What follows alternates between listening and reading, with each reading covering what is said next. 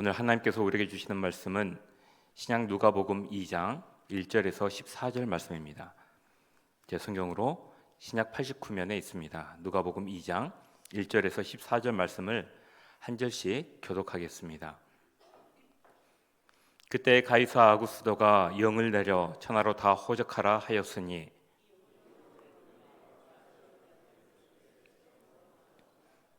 모든 사람이 호적하러 각각 고향으로 돌아가매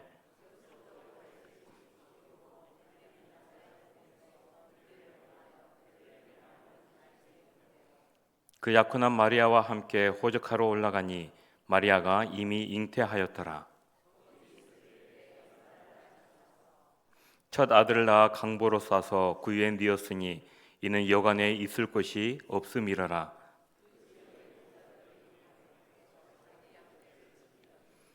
주의 사자가 곁에 서고 주의 영광이 그들을 두루 비추매 크게 무서워하는지라.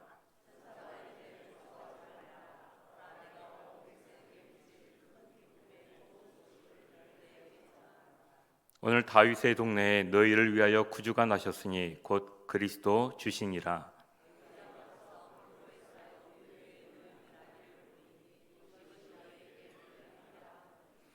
호련히 수많은 천군이 그 천사와 함께 하나님을 찬송하여 이르되 지극히 높은 곳에서는 하나님께 영광이요 땅에서는 하나님이 기뻐하신 사람들 중에 평화로다 하니라. 아멘.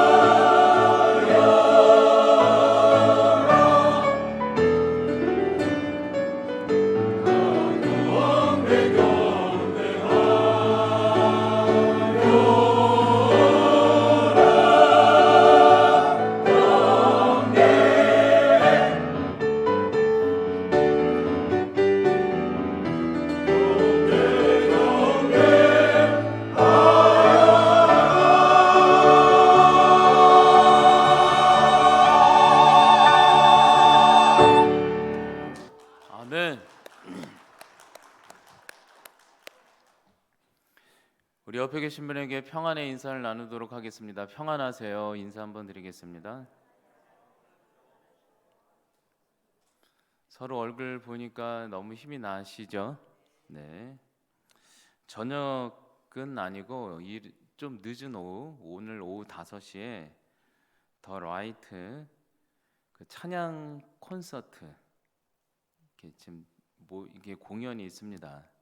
많이들 참석하셔서 이제 우리가 이제 다음 세대 위에 또 하나의 기틀도 돼 가야 되잖아요. 이제 그분들을 포함해서 함께 공연을 하는 것이니까 우리가 그런 또 세대를 살리는 마음으로 또 이렇게 나오셔가지고요 기쁨으로 함께 찬양을 나눴으면 좋겠습니다.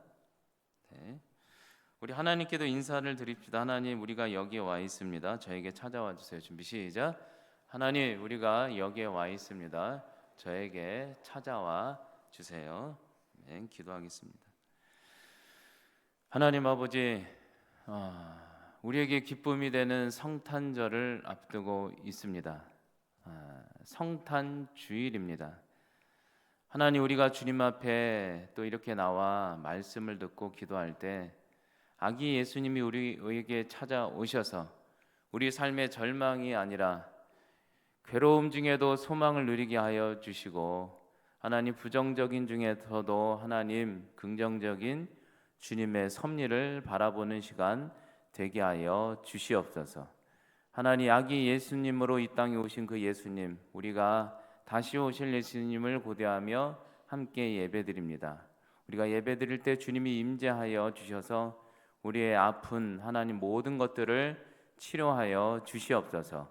예수님의 이름으로 기도하옵나이다. 아멘. 우리나라에서 성탄절은 광복 직후 1949년 이후 기독 탄생일 혹은 자유의 날이라는 명칭으로 법정 공휴일로 지정되어 지금까지 이어져 오고 있습니다. 이렇게 시작된 성탄절은 아마도 비기독교인을 포함하여 조금은 넓게는 세계 모든 이들에게 가장 행복한 날로 여겨져 왔을 것입니다. 성탄절은 신앙생활하지 않는 일본에서도 참 유명하죠. 특별히 저에게도 어린 시절 부모님이 개척하시던 교회에서 같은 또래 친구들과 함께 불빛 가득한 성탄 트리 장식도 만들고 또 눈 내리더만 새벽성을 돌던 기억, 그리고 밤새워가며 떡국을 먹으며 이야기를 나누던 기억은 인생의 소중한 자산이 되었습니다. 여러분들에게는 이런 기억이 있을 것이라 여겨집니다. 성탄절. 여러분, 이렇게 성탄절은 모든 이들에게 이토록 아름답게 빛나는 이유가 무엇인가? 여러 가지 이유도 있겠죠. 선물도 있고 많은 이유도 있겠지만 가장 큰 핵심은 평화의 왕, 기쁨의 왕 아기 예수님이 이 땅에 오셨기 때문입니다. 그분의 생일, 그것 때문에 우리 가운데 이렇게 성탄절은 빛나는 것이죠. 여러분, 그런데 올해도 어김없이 다시 한번 즐거운 성탄절이 다가왔습니다. 나이도 한 살 더 먹어가야 되는 거죠. 그래서 메리 크리스마스 그러잖아요. 메리 크리스마스, 주님의 오심을 예전한다. 그래서 메리 크리스마스. 여러분들에게 성탄절은 어떤 의미로 다가오나요? 환희의 날인가요? 아니면 외로운 날인가요? 그렇다면 과연 여러분들의 삶에도 이런 기쁨의 왕, 평화의 왕 아기 예수님이 진정 여러분들 가운데, 여러분들의 삶 자리에 찾아오셨나요? 오늘 말씀을 보도록 하겠습니다. 오늘 말씀에서도 오랜 동안 나라 잃은 서름으로 지쳐있던 이스라엘 백성들에게 드디어 그렇게 수세기 동안 기다리던 구원자 아기 예수님이 드디어 그들 가운데 찾아온 것입니다. 8절부터 이렇게 얘기하고 있습니다. 그 지역의 목자들이 밤에 밖에서 자기 양떼를 지키더니 천사가 그들에게 나타나 천사가 이르되 무서워 두려워하지 말라. 보라, 내가 온 백성에게 미칠 큰 기쁨의 소식을 너희에게 전하러 왔노라. 오늘 다윗의 동네에 너희를 위하여 구주가 나셨으니 곧 그리스도 주시니라. 여러분, 오늘 말씀처럼 보십시오. 천사들은 처음부터 누구에게 나타나느냐? 아무도 지켜보지 않는 들판에 양떼를 지키던 목자에게 나타나 드디어 다윗의 동네에 세상을 구원할 메시아가 오셨다고 기쁨의 소식을 전했다고 말하고 있습니다. 아주 기쁜 날입니다. 여러분, 그런데 이것이 어찌된 일인가요? 오늘 아기 예수님이 임하신 자리가 너무나도 보잘것없습니다. 뭐가 잘못됐나? 12절을 봅시다. 이렇게 나와 있어요. 너희가 가서 강보에 쌓여 구유에 누워 있는 아기를 보리니 이것은 너희에게 표적이니라 하더니. 여러분, 당시 이 시대가 팍스 로마나라는 구호가 있었죠. 로마의 황제 가이사 아구스토가 인간 자체가 신이 되어 온 세상에 가이사를 통해 평화를 만들 것이다 외치던 시대였죠. 인간이 신이 되는 평화의 시대. 그런 시대 속에 드디어 전 우주를 다스리시는 진정한 평화의 왕, 기쁨의 왕이 이스라엘의 가장 작은 동네, 그것도 베들레헴, 그것도 가장 볼품없는 짐승의 구유에 오셨다는 거예요. 여러분, 이렇게 좋은 날 그 수많은 장소를 마다하고 왜 하필 떨어져도 예수님은 그렇게 초라한 마국간도 아닌 한 구석의 구유, 짐승의 구유에 오셔야 했을까? 왜 거기 오셔야 했을까? 그분 능력도 많은데, 돈도 많은데. 요즘 이 시대도 보십시오. 인간의 지성이 신이 되고자 하는 시대 아닙니까? 과학, 문명, 철학, 사상 등이 매우 발전했어요. 하나님의 은혜로. 그러나 인간이 유토피아를 만들겠다라는 계획 가운데 철저히 인간이 신이 되려 하죠. 우리나라는 세상에선 그런 부분에 가장 앞장섰던 나라 아닙니까? 무신론 비율이 제일 높아요. 있을 수도 없는 일이죠. 여러분, 그런데요, 그래서요, 현실은 여러분들은 어떠한 거예요? 여러분들의 삶의 진정 인간이 만든 평화를 누리시나요? 아니면 지옥을 경험하시나요? 여러분, 이러한 인간이 신이 되고자 하는 시대 속에 드디어 아기 예수님이 볼품없는 구유에 입성하신 것입니다. 여러분, 그렇다면 여기서 질문을 한번 해볼 수 있죠. 왜 하필 아기 예수님은 이렇게도 초라한 구유에 오셔야 했을까? 왜 구유를 택하고 오셨을까? 여기에서는 성경에는 크게 두 가지 단서를 우리에게 제공하고 있어요. 구약과 신약에 등장하죠.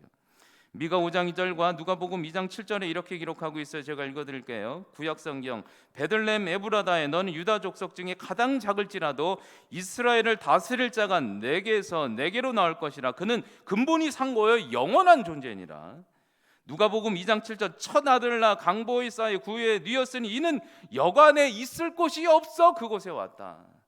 성경은 크게 두 가지 단서를 얘기하고 있어요. 예수님은 그저 감정적으로 짐승구유에 잘못 별에서 떨어진 것이 아니라 하나님은 수천 년 전에 이미 결정하시고 가장 낮은 동네 베들레헴, 가장 낮은 곳 구유, 차디찬 구유에 오기로 결정하셨기 때문에 왔다는 거예요. 그리고 또 한 가지 이유는 예수님이 구유에 오셔야 했던 아주 결정적인 이유 중에 하나는 당시는 죄가 너무나도 만연한 세상이기 때문에 구유에 올 수밖에 없었다는 거예요.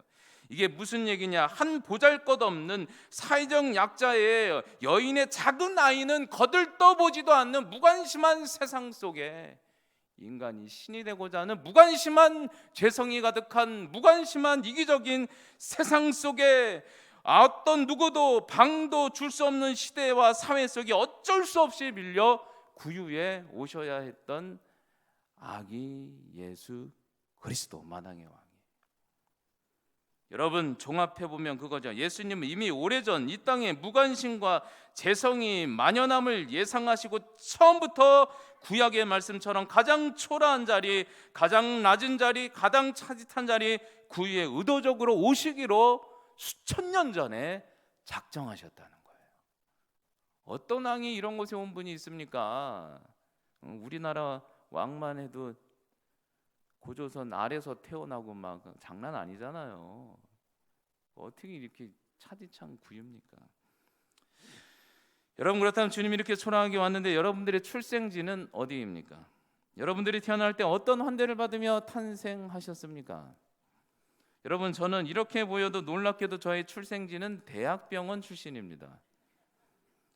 안양 소재 안양에서 가장 유명한 대학병원에서 부모님의 환대를 받으며 탄생했죠.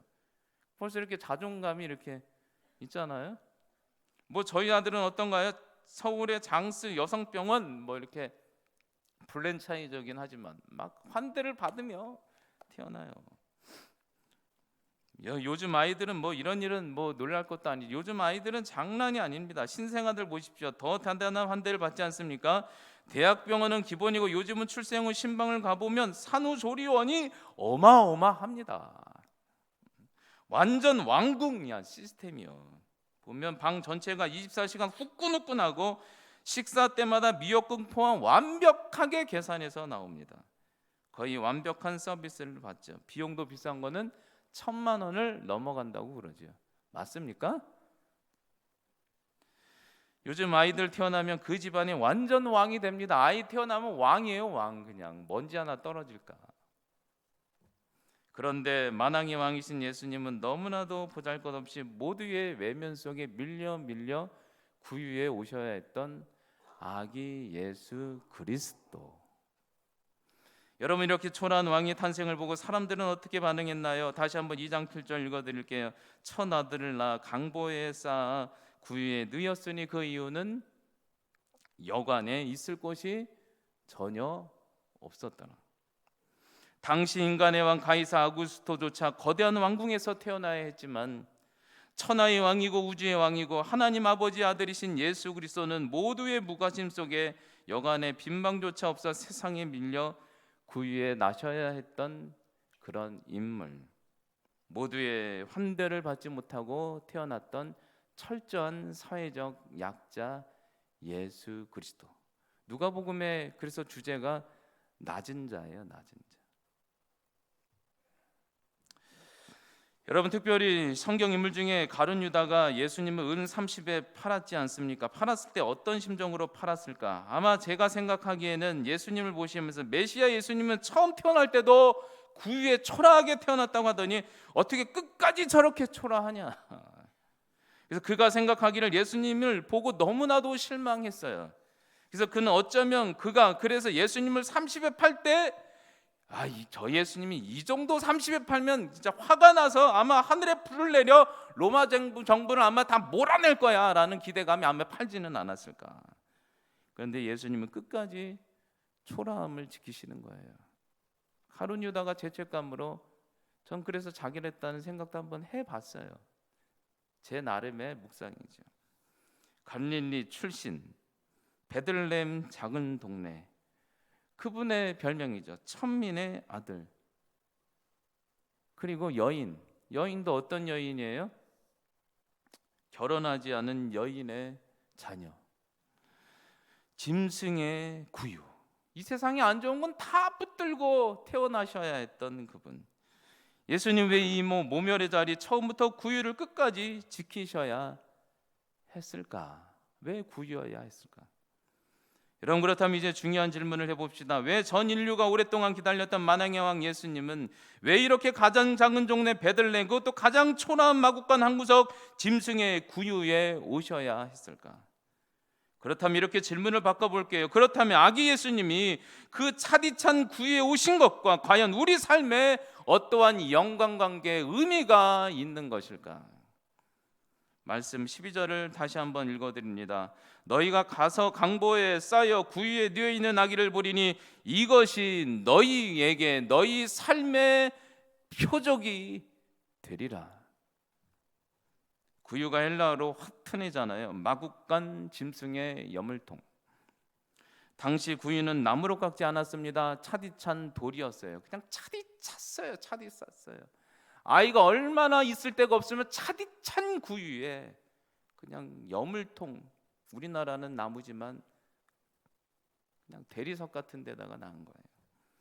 여러분, 이것을 의미하는 자리, 이것이 무엇이냐?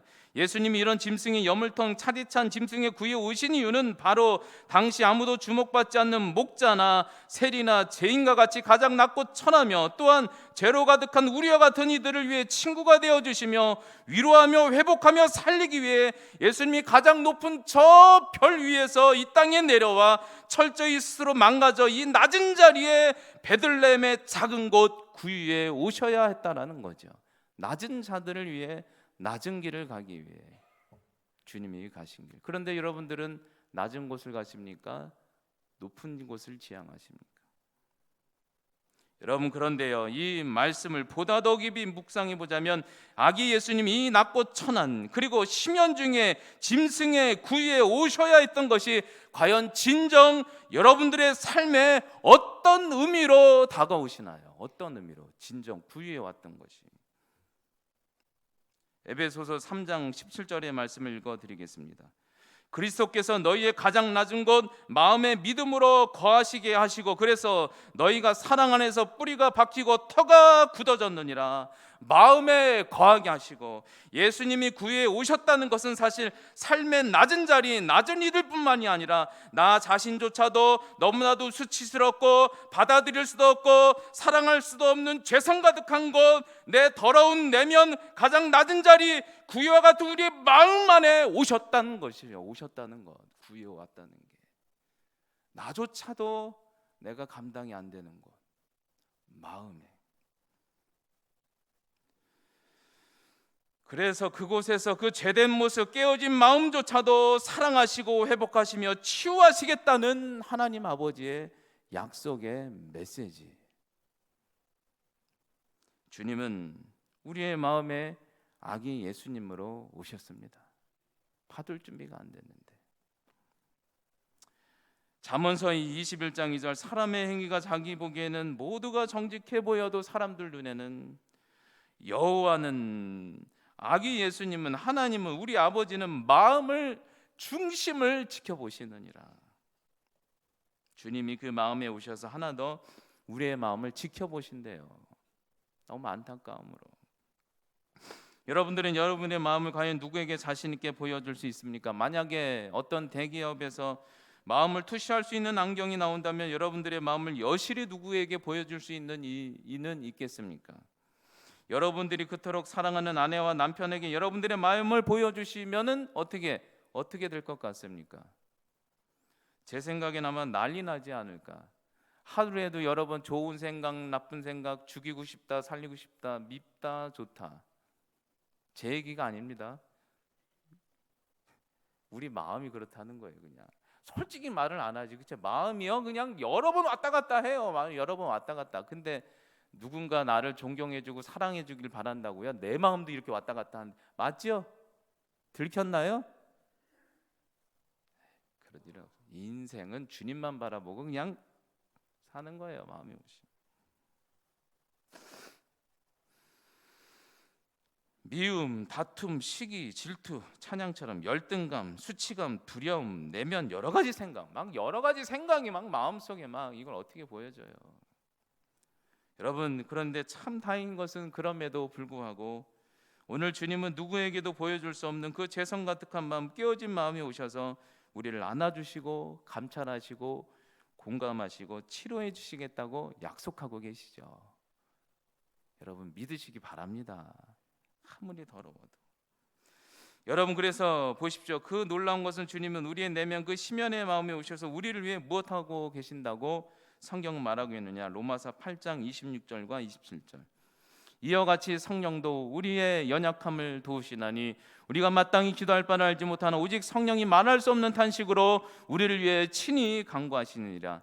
마음을 살피시는 이가 성령의 생각을 하시나니 이는 성령이 하나님의 뜻대로 성도가, 내 자녀가 살 수 있도록 간구해 주시니라. 여러분 생각해 보십시오. 예수님이 여러분의 옆방에 와도 기도해 주시면 얼마나 좋겠습니까? 성도님들도 힘들면 저에게 와서 힘들다고 응답되게 해달라고 중보기도 요청을 하셔요. 제가 기도해 드리는 것만도 힘이 되는데, 목회자가 기도해 주는 것만도 힘이 되는데, 여러분들의 옆방이 아니라 여러분 가장 가까운 곳, 여러분 마음 한가운데 예수님이 오셔서 여러분을 위하여 대신 말할 수 없는 탄식으로 기도해 주시면 얼마나 좋을까. 오늘 다시 한번 이 성탄절에 여러분의 구유와 같은 차디찬 마음을 들여다 보시기 바랍니다. 그 마음에 나조차 사랑할 수 없어서 나도 떠나버린 마음에 과연 누가 오셨는가? 한번 마음을 만져보세요. 이렇게 마음을 만져보면서 여러분 마음에 누가 왔는지 느껴지십니까? 내 안에 내가 너무 많습니까? 누가 오셨어요? 누구 오셨어요? 따라해보세요. 아기 예수님. 아기 예수님이 오신 거죠. 내가 미움, 다툼, 시기, 질투, 모멸감, 열등감 있어도 주님은 이 마음에 오셔서 우리를 위해 탄식하고 계십니다. 하나님의 뜻대로 살기를 바라며 꼭 믿으시기 바랍니다. 나조차도 나도 받아들일 수 없는 마음, 사랑할 수 없는 마음, 나도 나를 사랑하지 못하고 나도 나조차도 미워하는 그 마음 속에 그 죄성과 깨어짐에 가득한 마음의 밑바닥과 같이 차디찬 구유. 그런데 주님이 그곳에 오셔서 말씀하시는 거죠. 내가 처음부터 너를 사랑했다고.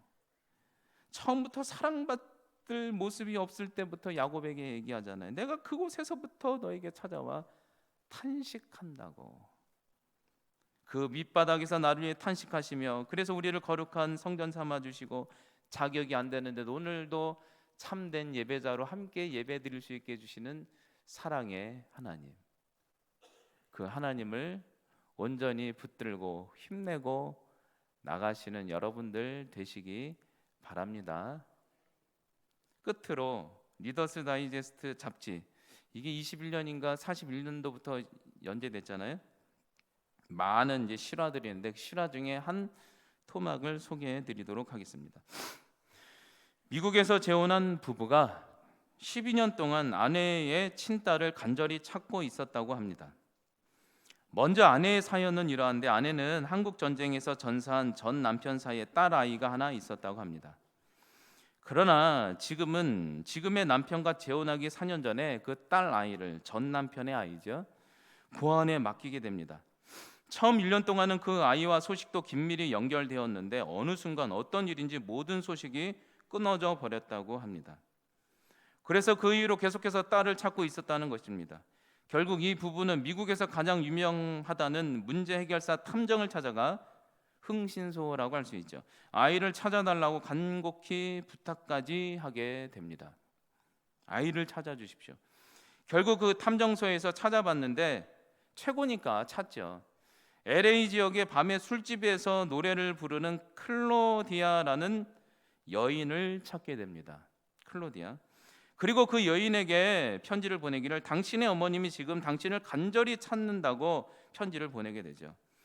하지만 클로디아라는 여인은 공연이 끝난 후 뜨개질을 하면서 그 편지를 받게 되는데 다시 답장을 보내기를, 나는 시각장애인이며 이런 나를 싫다고 버린 어머니를 왜 이제야 내가 만나야 되냐고 끝까지 만나기를 거부했다는 것입니다. 하지만 끊임없는 그곳의 설득으로 인해서 끝내 이 여인은 어머니를 호텔에서 딱 한 번만 만나보기로 하고 그 약속한 호텔방을 찾아가게 됩니다.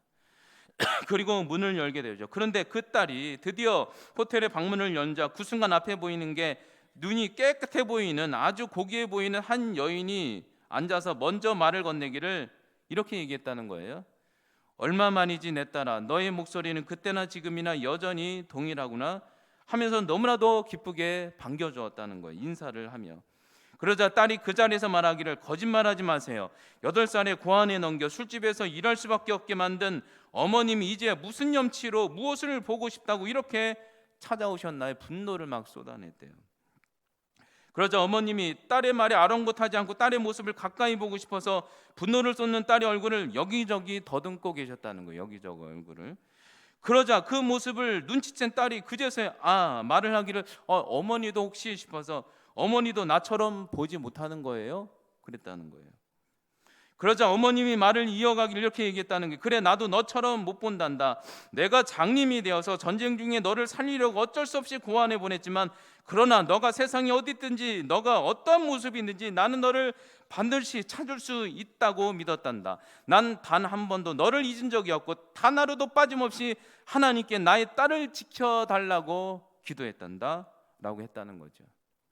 그러자 그제서야 그 말에 딸은 자신과 같은 아픔이 있는 것을 알게 되고 드디어 어머니 품에 쓰러져 울기 시작했다고 합니다. 그동안 모든 분노와 원한이 한순간에 감정이 풀려지며 나를 살리기 위해 어쩔 수 없이 인생의 고아원에 보내야 했던 어머니를 이해하게 됐다는 그런 스토리를 들은 적이 있습니다. 성도 여러분, 예수님도 우리의 깨어진 마음, 원망의 마음, 죄성과 분노로 가장 수치스럽고 낮아진 마음을 공감하시며 치유하시기 위하여 그분 스스로 왕의 모든 자리 신분을 포기하시고 우리와 같이 스스로를 낮춰 낮고 천한 구유 우리의 마음에 오셨습니다.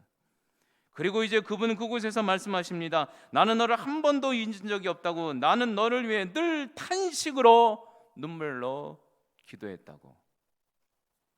이제 말씀을 맺도록 하겠습니다. 13절 14절.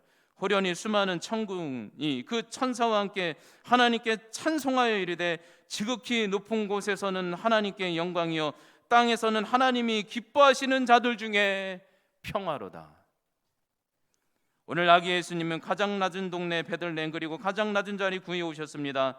그리고 우리의 가장 낮은 자리, 가장 비참한 삶의 자리 마음까지 오셔서 우리를 안아주시고 공감하시고 여전히 사랑하신다고 말씀하고 계십니다. 이 시간 우리의 죄로 가득하고 깨어진 마음 한가운데 아기 예수님이 드디어 찾아오셨습니다. 그리고 우리를 회복하며 눈물로 탄식하고 계십니다. 우리의 마음에 찾아오신 그 주님 앞에 이 복된 성탄 주일날 하늘에는 영광이요 땅에는 기뻐하는 자들 중에 평화로다. 그렇게 성탄의 기쁨을 노래하는 여러분들이 되었으면 좋겠습니다. 기도하겠습니다. 하나님, 아기 예수님은 철저히 낮은 자리, 낮은 삶의 자리, 낮은 우리의 차디찬 마음에 오셨습니다. 그리고 그곳에서 말씀하시기를 누구도 사랑할 수 없는 모습 중에 있는 너를 그때부터 사랑했고 그곳에서 탄식하며 울며 기도하고 있다고 말씀하고 계십니다.